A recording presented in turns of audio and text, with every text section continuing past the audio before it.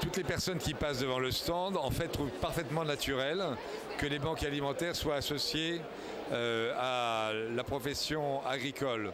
Tout le monde sait que les agriculteurs sont généreux et puis tout le monde se souvient quand même qu'il y a quelques mois, nous avons livré une bataille rude au plan européen et nous avions la profession agricole à côté de nous pour défendre le fameux plan européen d'aide aux plus démunis. Par conséquent, le fait que nous soyons ici est naturel et ça nous permet de nouer de nouveaux contacts, notamment soit avec par exemple des présidents de fédérations départementales ou avec des patrons de filières ou d'entreprises. Et puis le grand public s'intéresse beaucoup à ce que l'on fait. Ça nous permet aussi de recruter de nouveaux bénévoles, par exemple.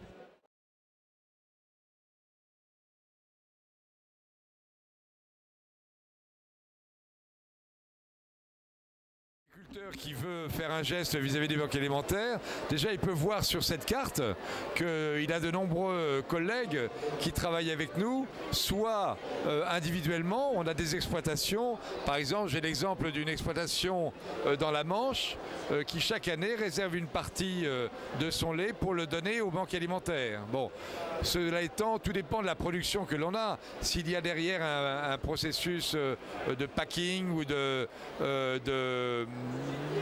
transformation, de première transformation, ça suppose quand même de réfléchir avant de faire le don. Mais si on est sollicité pour des quantités suffisamment importantes, on arrive toujours à trouver des solutions.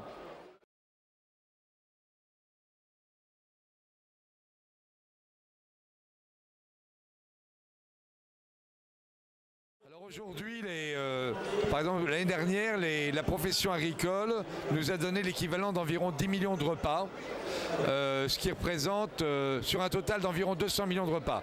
Donc ça ne paraît pas très important, mais il faut dire que l'essentiel de la nourriture, elle passe dans l'industrie, dans la grande distribution, et c'est là qu'on retrouve évidemment l'essentiel de la production agricole. Cela étant, nous pensons que on peut développer des partenariats, notamment sur le plan local.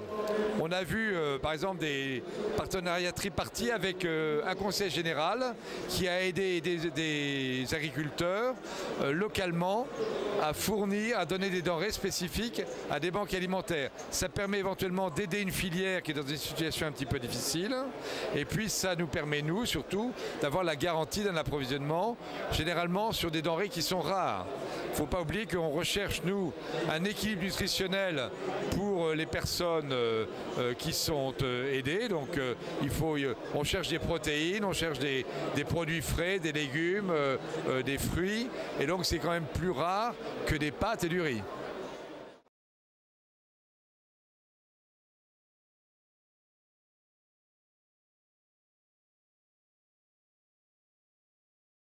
Écoutez, partout, voilà une carte qui est bien remplie, mais qui n'est pas complètement remplie. Par conséquent, les agriculteurs qui se trouvent dans des zones qui sont encore un petit peu vides, eh bien, qu'ils contactent leur fédération départementale et que l'on essaie ensemble de trouver les moyens de travailler encore plus.